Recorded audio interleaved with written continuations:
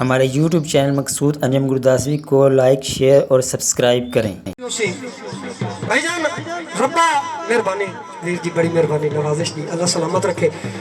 ربا ساڈا ملک سلامت رکھے، مار ضمیر سے آلسا ربا ساڈا ملک سلامت رکھی، سلامت تا قیامت رکھے۔